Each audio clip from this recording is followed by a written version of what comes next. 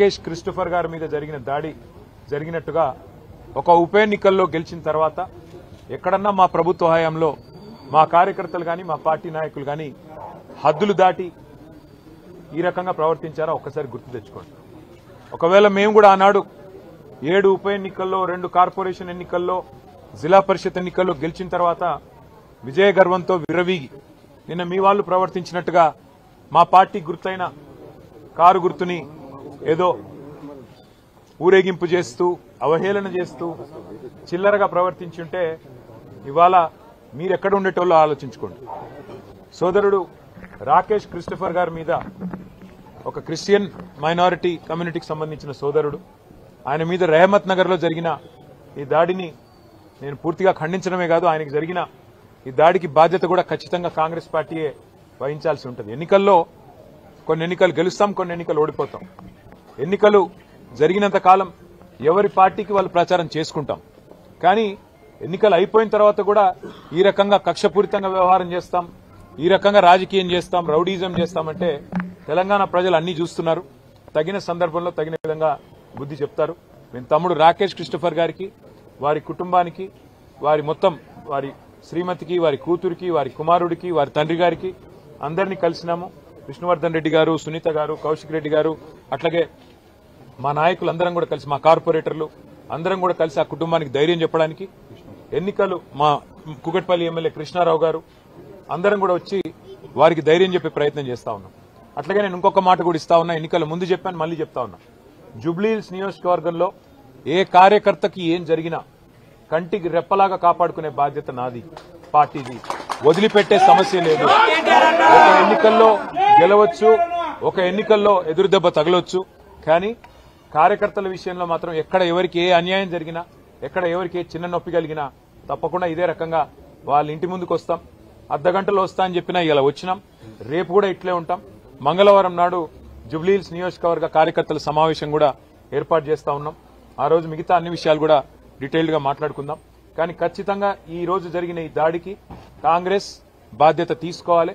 మరి కాంగ్రెస్ పార్టీగా ముఖ్యమంత్రి రేవంత్ రెడ్డి బాధ్యత తీసుకోవాలి.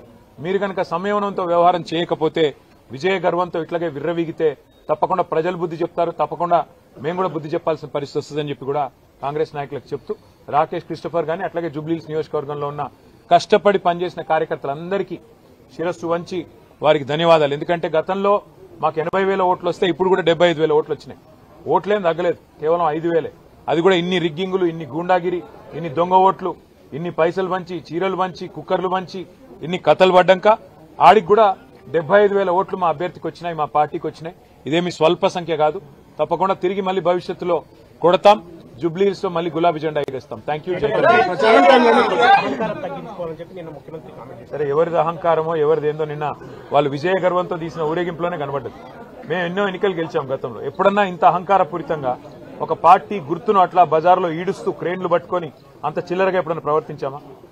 గతంలో అట్లాంటి ఎన్నికల్లో కాంగ్రెస్ పార్టీకి డిపాజిట్లు కూడా రాలేదు.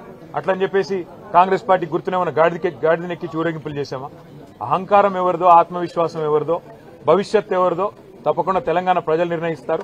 ఒక ఎన్నికల్లో గెలుపుతోనే ఇంత మిడిసిపడితే, ఒక ఎన్నికల్లో గెలుపుతోనే ఇంత ఎగిరెగిరి పడితే, మరి గతంలో 10 ఏళ్ల పాటు అప్రతిహతంగా అన్ని ఎన్నికలు గెలిచిన మేము ఎట్లా ప్రవర్తించి ఉండాలో ఒకసారి ఆలోచించుకోమని కాంగ్రెస్ పార్టీకి నేను చెప్తాను. ప్రచారం టైంలోనే దాదాపు ఇది సాంకేతికంగా వాళ్ళు గెలిచారు తప్ప ఇంత రిగ్గింగు, ఇన్ని దొంగ ఓట్లు, ఇన్ని పైసలు, ఇన్ని చీరలు, ఇన్ని కుక్కర్లు, ఇవన్నీ ఇప్పుడు రెహమత్ నగర్ లో మీరు ఇక్కడ ఉన్నారు కదా, మొత్తం విలేకరులు ఇల్లు తిరిగి అడగండి.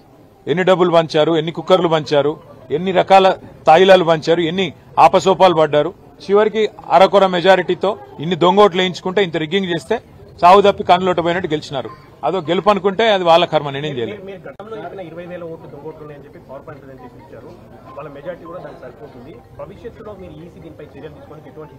ఎలక్షన్ కమిషన్ కాదు, తెలంగాణ ప్రజలే ఆలోచించాలి. ఎన్ని రకాల ప్రలోభాలు, ఎన్ని రకాల కుట్రలు, ఎన్ని రకాల కుతంత్రాలు, ఇవన్నీ ప్రజలు కూడా చూస్తున్నారు. మొత్తం ఎలక్షన్ రోజు ఏం జరిగిందో ప్రజలు చూశారు.